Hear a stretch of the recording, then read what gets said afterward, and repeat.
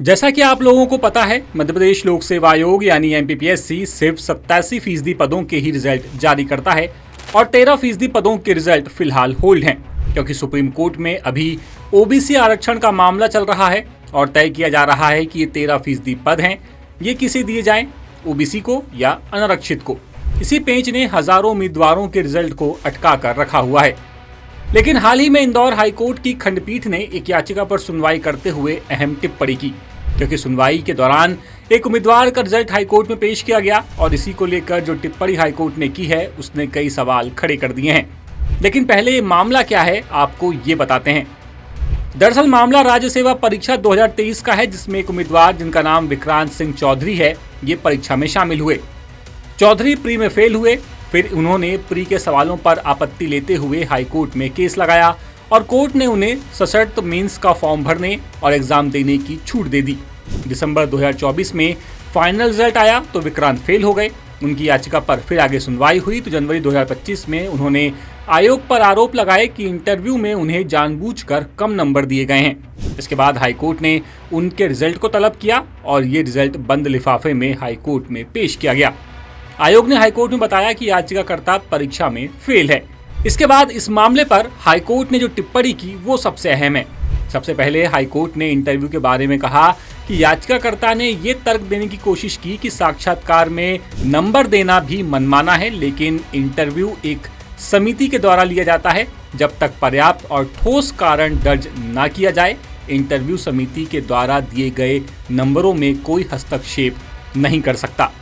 इसके बाद हाईकोर्ट ने पीएससी की परीक्षाओं पर टिप्पणी की और कहा कि ये स्थापित कानूनी प्रस्ताव है कि कोर्ट उन चयन मामलों में हस्तक्षेप नहीं कर सकता जहां परीक्षा किसी विशेष एजेंसी के द्वारा आयोजित की जाती है और साक्षात्कार भी विशेषज्ञों के द्वारा लिया जाता है।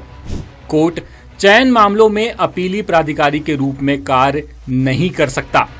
और इसके बाद हाईकोर्ट ने याचिका खारिज कर दी। हाईकोर्ट ने कहा कि याचिका में रिलीफ की मांग नहीं की गई है, इसीलिए याचिका खारिज की जाती है।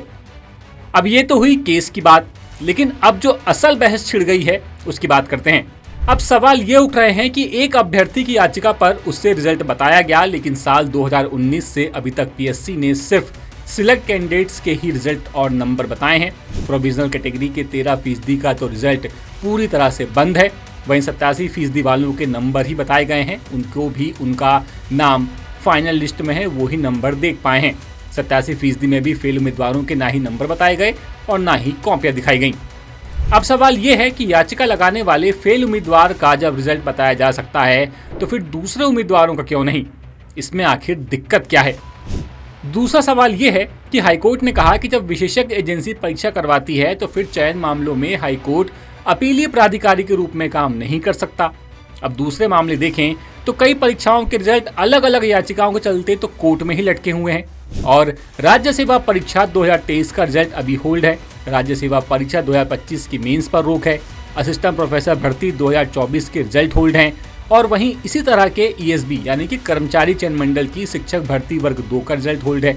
बिजली कंपनी के सहायक ग्रेड परीक्षा के सिलेक्ट कैंडिडेट्स की ज्वाइनिंग होल्ड पर है। दिसंबर 2024 में पीएससी के बाहर 4 दिनों तक प्रदर्शन चला था। सीएम से भी मुलाकात हुई थी। बात की गई कि कम से कम 87% कैटेगरी के रिजल्ट वालों की कॉपियां दिखाई जाएं, इंटरव्यू प्रक्रिया में सुधार हो, ज्यादा पदों पर भर्ती लाने की कोशिश की जाए।